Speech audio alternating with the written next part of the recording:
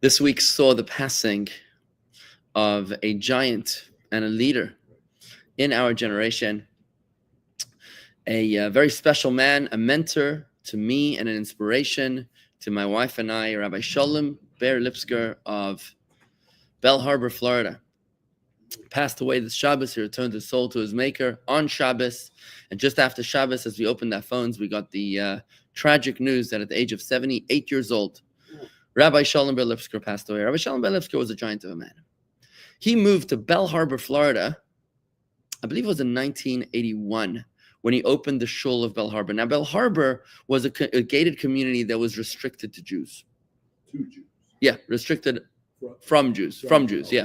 Which means Jews were not allowed to live there. The village of Belle Harbor was a very waspy neighborhood where Jews were not allowed to live. In fact, the way that he was able to get in there was somehow, I believe his wife went in to sign the deal or to purchase the home, and they couldn't tell that she was a religious Jewish woman.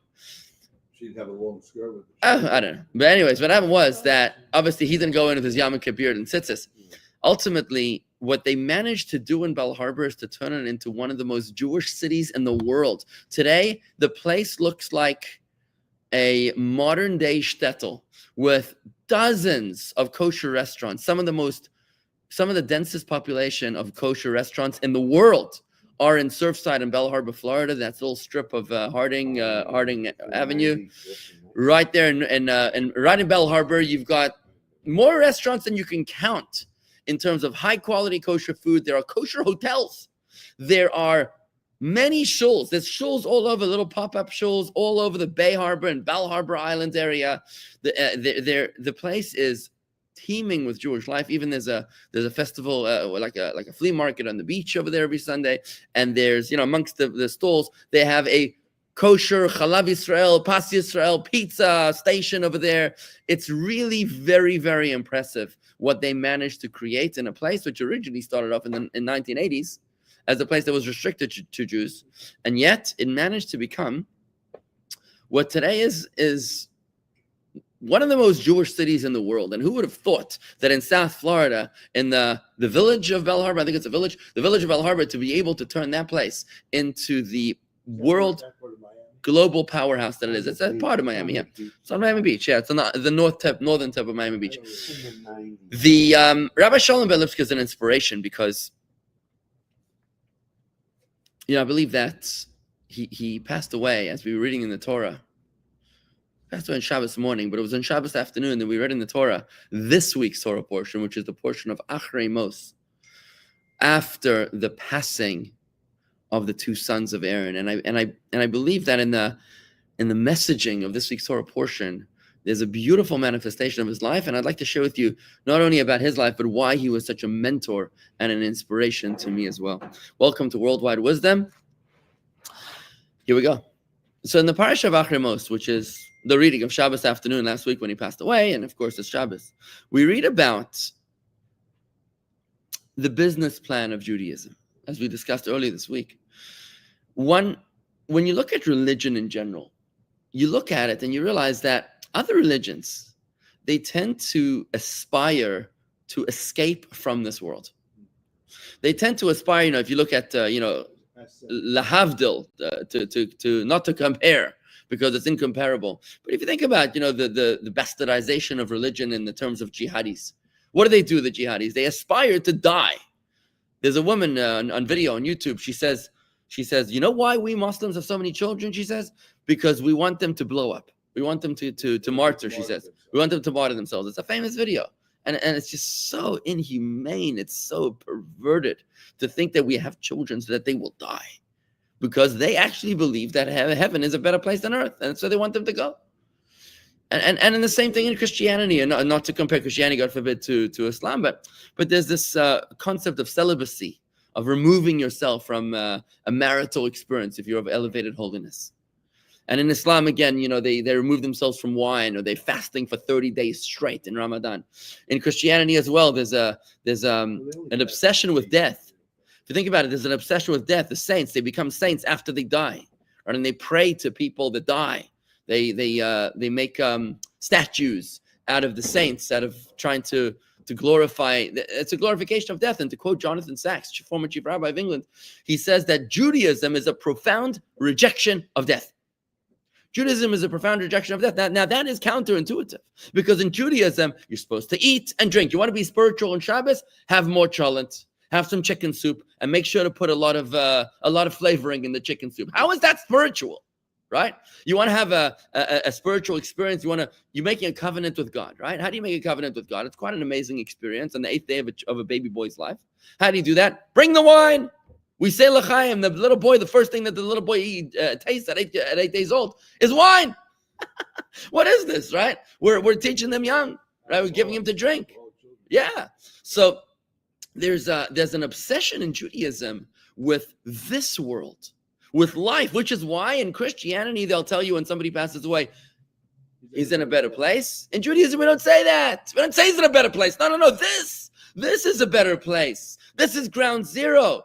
And we regret the fact that our loved ones are no longer with us in this world. And we try to elevate their souls in heaven, but really that's a consolation prize. Because the purpose of it all is to be able to make meaning of our lives while we're alive and not after we die.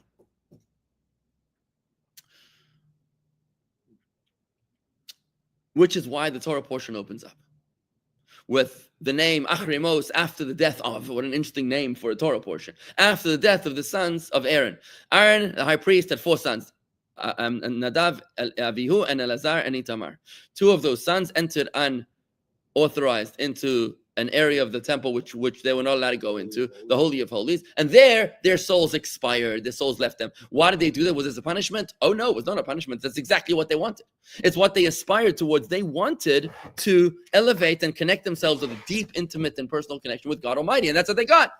They got it. They went into a space that was close to God, so to speak. The divine presence was revealed in the Holy of Holies. And there God took them. That's what they wanted. They wanted to be close to God, and that's what they wanted. Nevertheless, the Torah says that's not the way to go. Now, let's not make a mistake. They were very holy. In fact, Moses says to Aaron, his brother, over the death of his own sons and Moses' nephews, he says, "I see now that they are greater than you and more. They are greater than you and me together." Because God had said earlier, "Bikrovaya Kadesh, with those that are near me, I will be sanctified." And Moses wasn't sure. He thought that who was near to God, Moses and Aaron.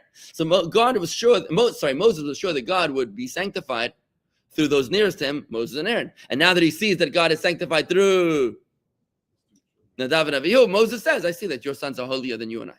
Right? So they clearly were onto something. They were close, but no cigar.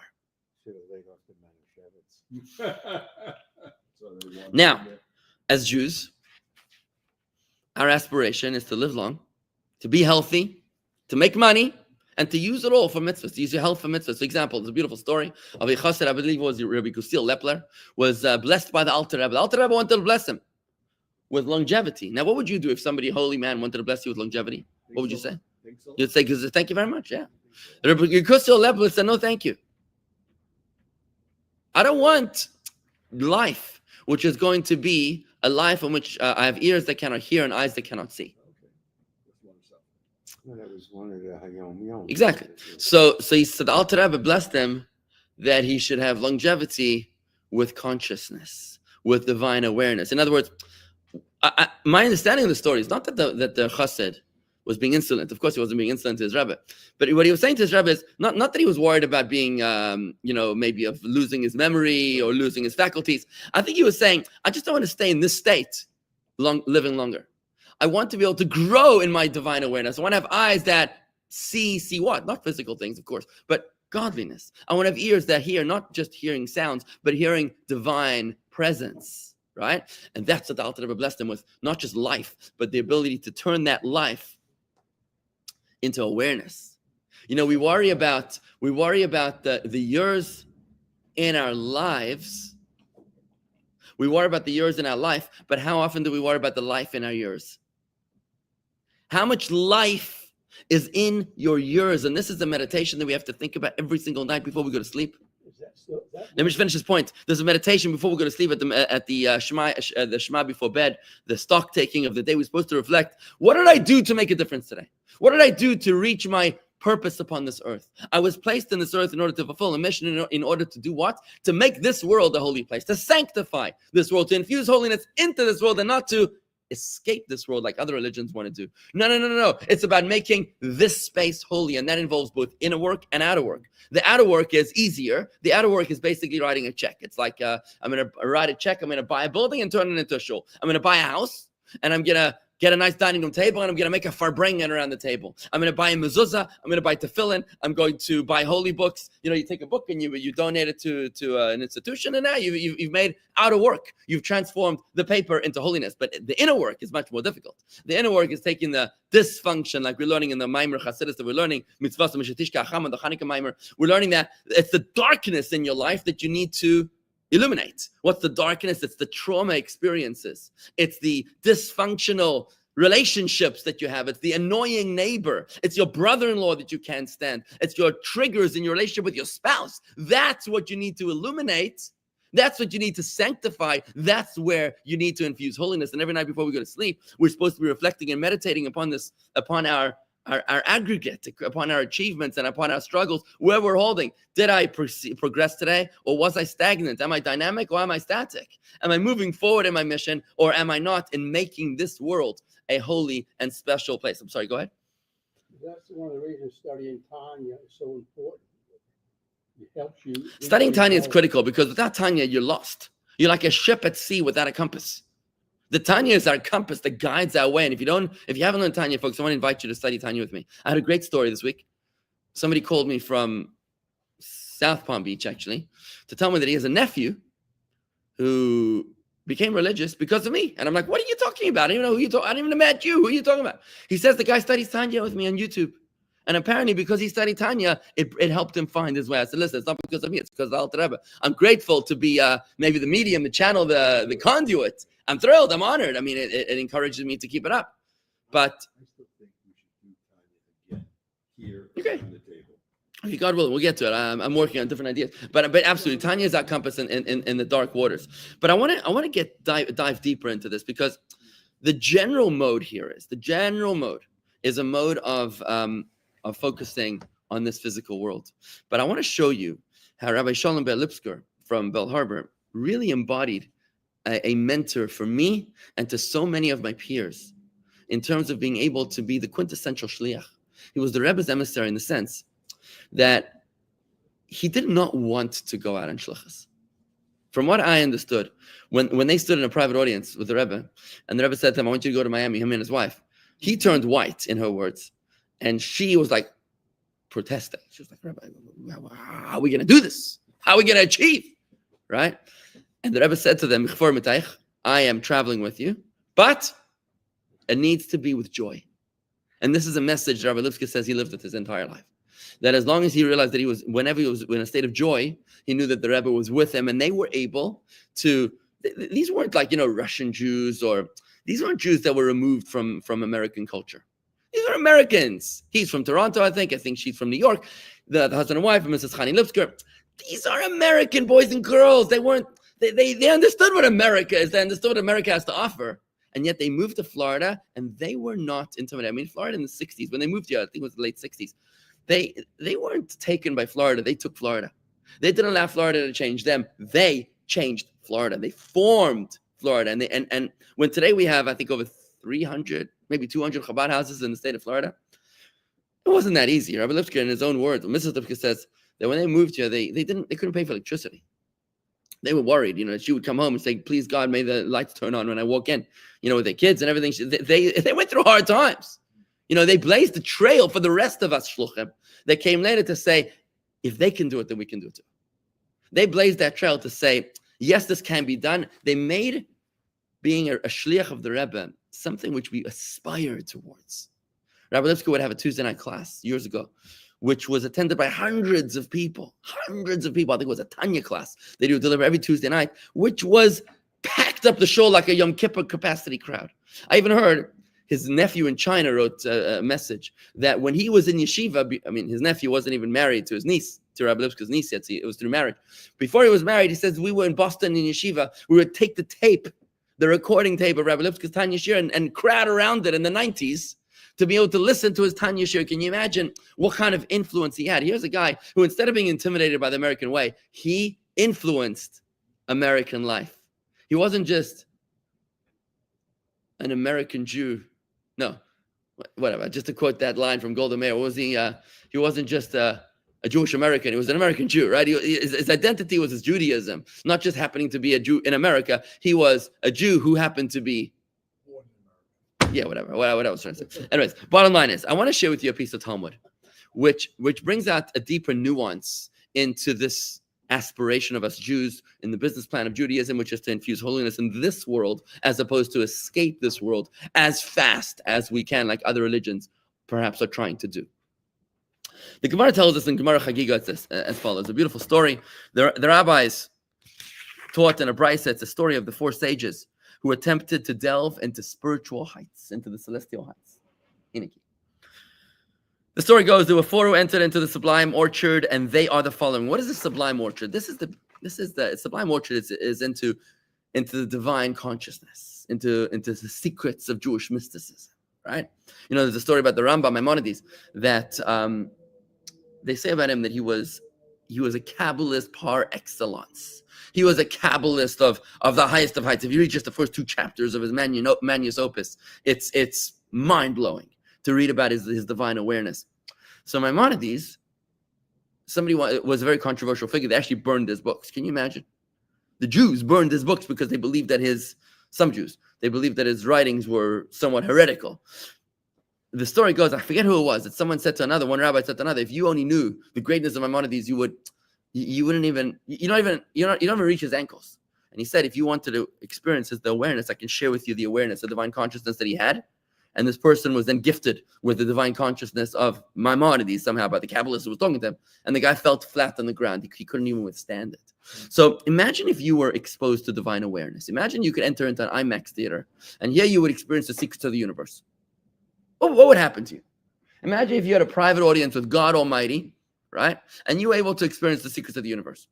There's an account in the Torah about Moses having such an experience where, God is passing over him, and he was in a cave and he saw the back, he didn't see the front of God, so to speak, anthropomorphically speaking.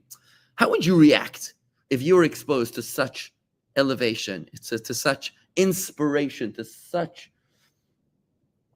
to access such secrets, such wisdom? Here's what happened. The four sages were Ben Azai, Ben Zoma, Acher, also known as Rabbi Yishmael, and Rabbi Akiva. Ben Azai, Ben Zoma, Acher, and Rabbi Akiva. Before they entered, Rabbi Akiva said to them as a warning, beware. We're going into the heights of heights. This is dangerous stuff.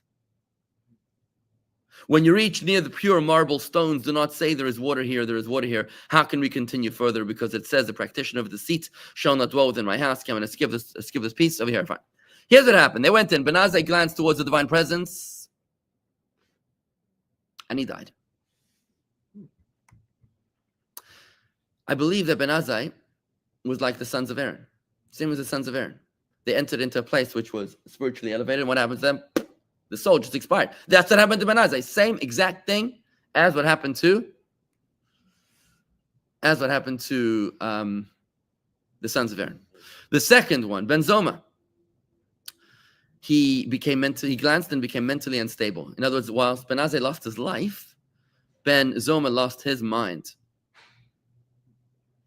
Acher chopped down saplings in the orchard, which means he lost his faith. And only Rabbi Akiva was Yatza B'Sholom. He entered in peace, and he emerged in peace. So Rabbi Akiva entered in peace, and he emerged in peace. This is a little tiny story in the Talmud, but it captures the essence of our spiritual journey. You see, in all of us, if you're watching this video, if you're growing with me, then you too are entering the orchard vis-a-vis where you were prior.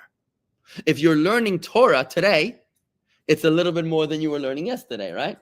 Or what you were not learning yesterday. So the question is, how do you react to a state of elevated consciousness and awareness, to a state of elevated spirituality? There are different ways to react. There are those people who, upon entering into a state of heightened spirituality, heightened religious observance, heightened consciousness of their faith, there are those people who lose, there are those people who lose their life. The first one was Ben Azai. He lost his life. What does that mean? He loses his life? He becomes disconnected from God. Remember that when it comes to God, God says there's only one thing which I cannot tolerate, that I cannot coexist with, and that is arrogance, ego. How often does it happen that somebody becomes spiritually elevated and he becomes suddenly self-righteous, self-pious, condescending? This is my interpretation of the person who loses his life. He enters into the orchard. He becomes spiritually aware. He comes to shul every day, davens 3 times a day. He's learning Torah, he's learning Talmud. He's learning Chassidus, he's learning Tanya. And he's telling everybody else how elevated he is and how low they are. And even if he's not saying so, he might feel it. This is a person who, like Ben Azai and like the sons of Aaron, peaked and expired. But the sons of Aaron sounds like they were in a positive manner. They were trying to do a positive manner. All of them were doing a positive manner, but it wasn't the ultimate purpose. They were misguided in their intentions. Let me develop this idea a little bit. The second character in the story of the 4 stages was Ben Zoma. It says Ben Zoma, he peaked, and then he lost his mind. What does it mean that he lost his mind? Again, my interpretation of this is, what happens? What does your mind do? Your mind helps balance your emotions. How often does it happen that those who become religiously elevated suddenly become judgmental? They start judging everybody else. And you look at them, you're like, where were you yesterday, man? You were doing the same thing yesterday. No. Now I'm good. It's everybody else that's bad, right? I remember there was a person in our shul that was very upset that somebody was experiencing a minor violation of Shabbos, on Shabbos. Whatever. I mean, I'm not going to get into it, but I'm certainly not the police force here. Somebody in our shul years ago, I think he had a phone in his pocket, maybe. So somebody was very offended by that. Like very, very, very angry about it. And I looked at this person, I said, with all due respect, how did you get here today? How did you get to shul today? You walked? Oh, you didn't walk. So what do you want from this guy? Just because he's not. So you have a red line, so you don't bring a phone in your pocket and show. Okay, fine, got it, very, very nice. But you know what? Just because that's your red line, it doesn't mean it's his red line. How about we don't judge anybody else? How about we love everybody and accept everybody instead of losing our mind? I'm not looking at a person. It just was insane. It was an insane behavior. It didn't make any sense why suddenly now you're judging another person with the same exact violation that you were doing yesterday or a month ago or maybe 3 months ago. The third one, Elisha ben Avuya, this was Acher. Did I say Rishmo? No. It's Elisha ben Avuya. Acher, he entered and he lost his faith. What does it mean he lost his faith? Again, my interpretation of this. How often does it happen that a person becomes religious, and one person becomes religious, and he turns off 100 members of his family from religion? He turns them off faith, right? Because they see what a nasty you-know-what he's becoming, that they say, that, no thank you. His children will say, Dad's become mean. Or older brother became mean, became nasty, we don't like him because of his religion, therefore we want to be, it often happens, suddenly you're, it's never what you say, but how you say that matters, right? So let's say you become religious and they keep it kosher. Keep it kosher, right? So very good. So you want to be part of the family, you want to enjoy family events, but now you're making everybody miserable about the kosher diet, right? Or you're making everybody miserable about the cruise that you want to take as a family because it's got to conform with your values. How about you do it? It's not what you say, but how you say it that matters.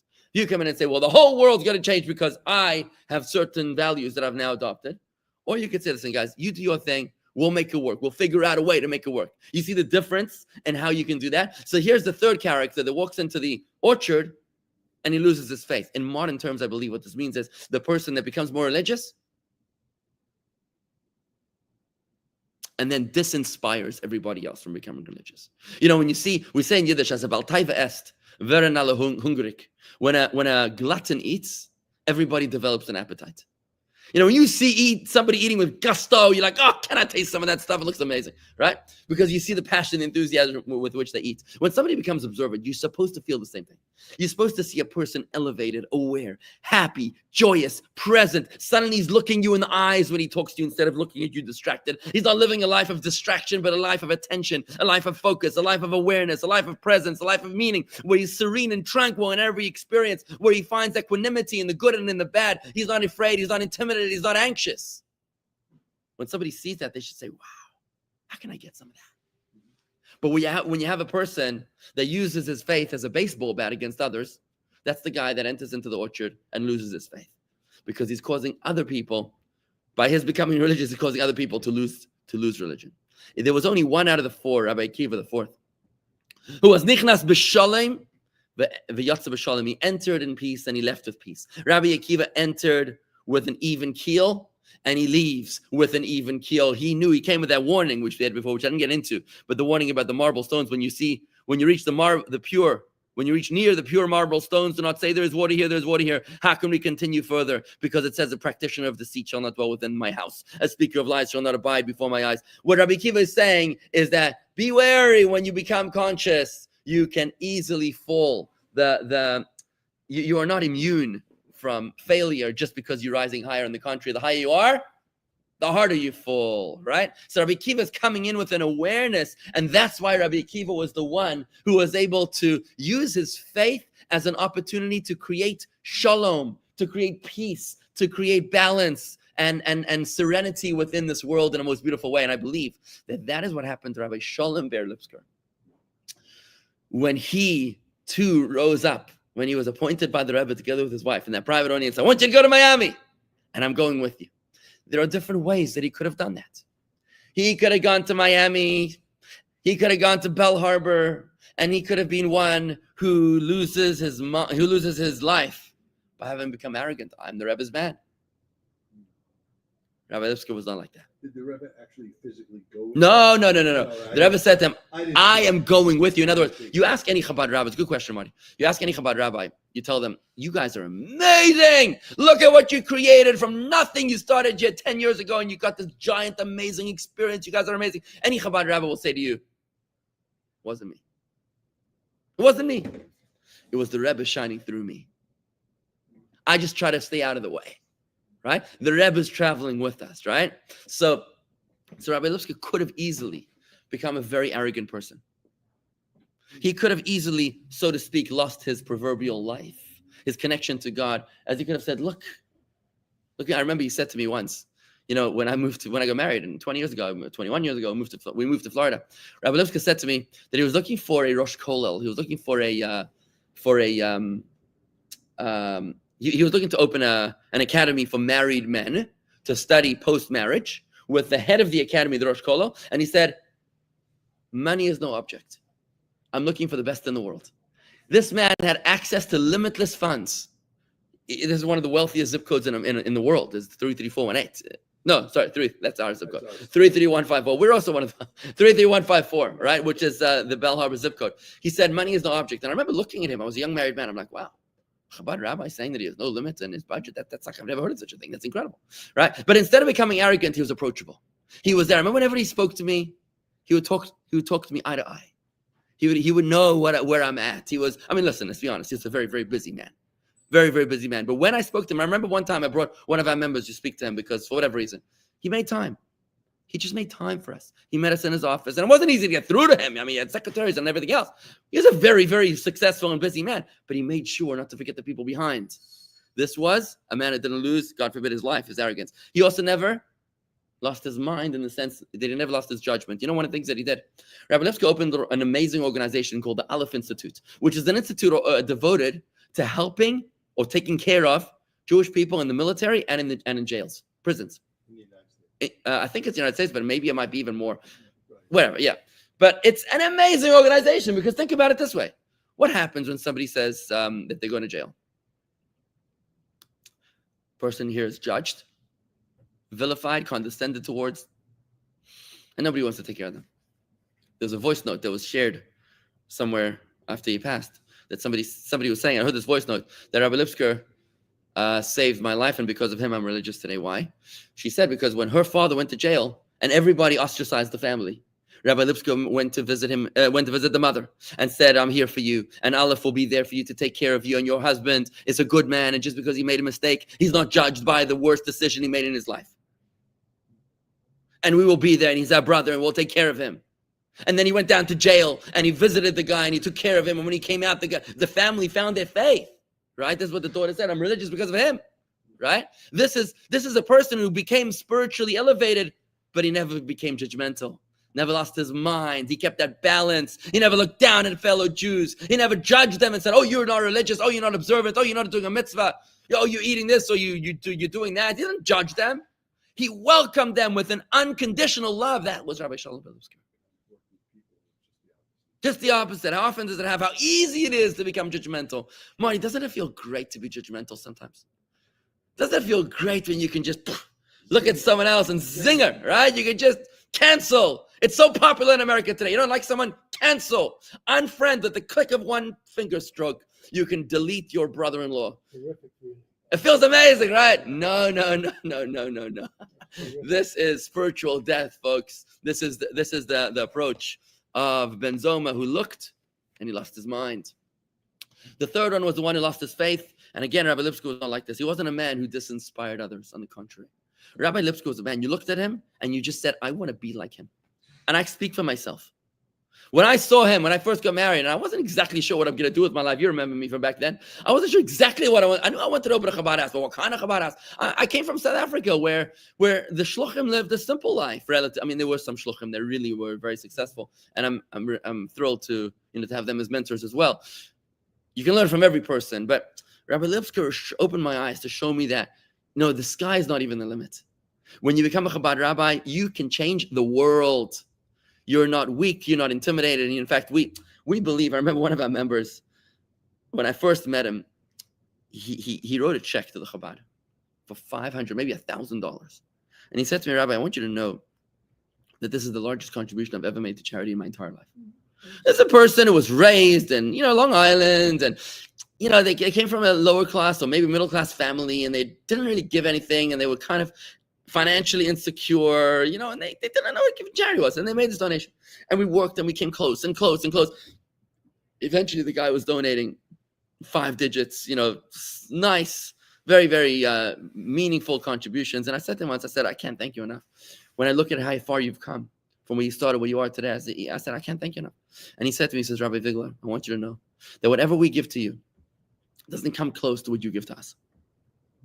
What you get from me, from my family, is not even close to what my family gets from you, from the Chabad. And that was a lesson that I learned from Rabbi Lipkar. He taught me that you can make a profound impact upon the community. A rabbi is not a schlepper. We don't ask people for money as schnorrers. We seek investments in a successful business venture, and a joint venture where we are on to change the world. And that was a mindset that Rabbi Lipskar personally changed within me. Instead of looking as a rabbi as a hat in hand, looking for handouts. God forbid, no. This is a successful man. And he says, I'm here to change the world. Are you going to help me, or are you going to get out of the way? Right? And that's a mindset, which again, it's not arrogant. It's not condescending. It's not judgmental. It's empowering. We are Jews that fight. We are not Jews that are reactive. We are not Jews that are weak. We are not Jews that cry when somebody hits us. No. We are going out to be proactive, to change the world. We're going to make a difference. We're going to turn Bal Harbor into a lighthouse for the entire world. Right? And that's what he did. That was Rabbi Lipkar. Finally, of course, Rabbi Kiva was the fourth and final sage in there, who was Nichnas B'Shalom. He entered with Rabbi Sholom Lipskar, V'yatza B'Shalom, and he left with Rabbi Sholom Lipskar. This is a man that inspires me to be able to say he entered with peace and he left in peace. And Rabbi Lipkar did that. He entered this world in peace and he left this world in peace. He left this world as having inspired countless lives. Countless lives. The stories are emerging. Magazines are now starting to be printed about putting together his life story and the impact that he had. It's just sensational. Later at the Farbrengen today, I'm going to share a story of his that really inspired me in a very beautiful way. But I just would like to dedicate today's Torah study to his elevation of his soul, to Rabbi Sholom Ber Lipskar's soul. May his Shiva, today we're still in the Shiva. I plan on visiting the family this week, but may his soul be elevated in Gan Eden. May he May he derive tremendous nachas from all of his children and his grandchildren, his countless students. The Rebbe said to them, they wanted to have children. The Rebbe said to them, they were frustrated after some years of infertility. So the Rebbe blessed them, as es wird sein Zinen Techter, there will be sons and daughters. Now they only had one son and one daughter. So what does it mean that they were blessed with sons and daughters? So my mother-in-law interprets it to mean the countless children that they have, from the children that they influence, whose lives they change. And somebody once asked the Rebbe's wife, Rebbetzin, where are your children? A little boy. He asked the Rebbetzin, where are your children? And she said, my children are in 770. Right? My children are in 770. It says about Moses too. These are the children of Aaron and Moses, and it lists the sons of Aaron. Why does it say that? I thought it said the children of Aaron and Moses. Because when somebody influences somebody else's life with Torah study, it's as if he gave birth to him. Whoever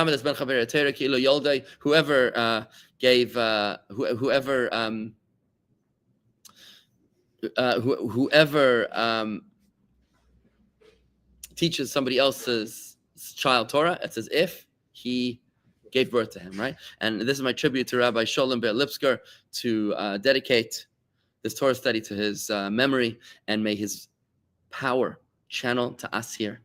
May we all of us merit, to be able to have a piece of his beautiful soul, to be able to have a piece of that giant soul within us, to be able to influence like he influenced, to have the courage that he had, that he exhibited, to have the faith that he exhibited, to have the balance and the tranquility that he exhibited, in order to make this world a more beautiful place. And if we would only be so fortunate to do to Palm Beach Gardens what he did to Bell Harbor in the most beautiful way, may we too become a lighthouse. May all of us, wherever we are, merit to channel that beautiful blessing that he had, that beautiful soul, into a life that is so incredibly meaningful. Today's Torah study is dedicated lovingly by Baracha Gelb in memory of her dear husband, Stanley. May his soul be elevated in Gan Eden in the merit of today's Torah study. Thank you very much.